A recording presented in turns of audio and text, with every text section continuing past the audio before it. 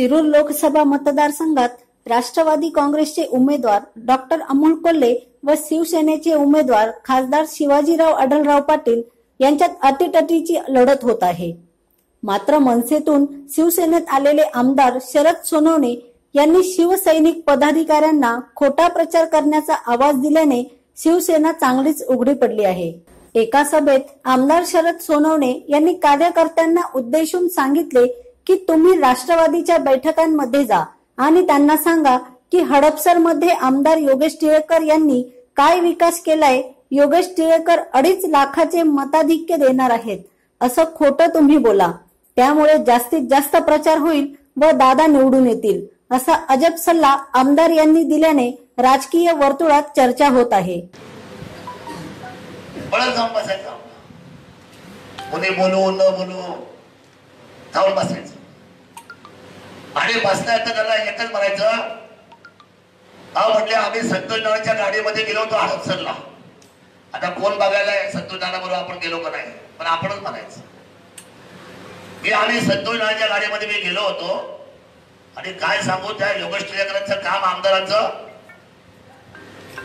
त्याने एवढं भारावून सोडलं आणि त्याने सांगितलं की मी हडपसर मधून एकटा 2.5 लाखाचा आधी 2.5 लाखाचा आघाडी 2.5 लाखाचं लीड हे शिवाजी दादा आढळराव पाटील देतो हे सांगायचं काम जर आपण तिथं केलं तर मला असं वाटतं की ते जे 7-8 जण आहेत ते विचार करतील का नाही करणार, हे तुम्ही सांगायला शिका।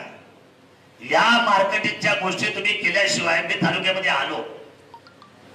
राष्ट्रवादीचे उमेदवार सक्षम आहेत याची कबुली खासदार आढळराव पाटील यांनी दिली आहे। ही निवडणूक गांभीर्याने घेतली असून प्रतिस्पर्ध्यांना कमी लेखत नाही असे सांगतानाच मात्र आढळरावांचे सैनिकच खोटा प्रचार करत असल्याने मतदारांमध्ये संभ्रमाचे वातावरण निर्माण झाले आहे। हडपसर विधानसभा मतदारसंघात शिवसेनेमध्ये गट निर्माण झालेले आहेत। त्यातच भरीस भर म्हणून भाजपचे आमदार योगेश टिळेकर कितपत शिवसेनेचे काम करतात याबाबत संभ्रम आहे।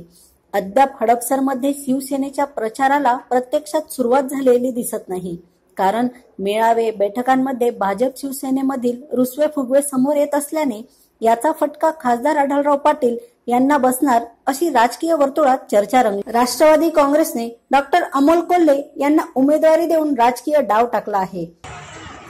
शरदचंद्रजी पवार साहेबांनी माझ्यासारख्या नारायणगावातल्या सर्वसामान्य शेतकरी कुटुंबातल्या एका सुशिक्षित तरुणाला ही इतकी मोठी संधी दिलेली आहे, त्या संधीचं सोनं करणं सर्वस्वी तुमच्या हातात आहे, तुमच्या आशीर्वादावर अवलंबून आहे। लहान लेकराला जर खांद्यावर उचलून घेतलं तर लेकरू मोठं दिसतं, तसं जर या अमोल कोल्हेला तुमचा सगळ्यांचा आशीर्वाद लाभला तर दिल्ली बसणार आहे, ही गोष्ट लक्षात ठेवा।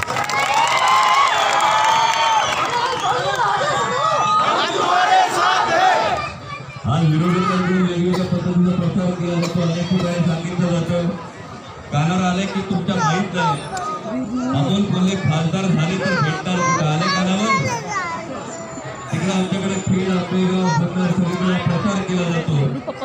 आमच्याकडच्या लोकांनी सांगायला सुरुवात केली की धन्यवाद तुम्ही कबूल तरी केलं अमोल कोल्हे खासदार झाले। हा प्रश्न नंतरचा येतो, तुमच्याकडे बहुतेक ज्यांचं हडपसर विधानसभा क्षेत्रामध्ये संपर्क कार्यालय सुद्धा नाही, त्यामुळे त्यांना हे बोलण्याचा अधिकार नाही, परंतु हे बोलण्याचे प्रश्न असतील, जे हडपसरचे प्रश्न असतील ते सोडवण्यासाठी सदैव आग्रही आहेत। मग तो तोंडाचा पाण्याचा प्रश्न असेल तो गोष्टीवाडीमध्ये त्यांनी घरं बांधलेली आहे, डोक्यावरचं कोणाचंही छप्पर जाणार नाही याची मी हमी देतो।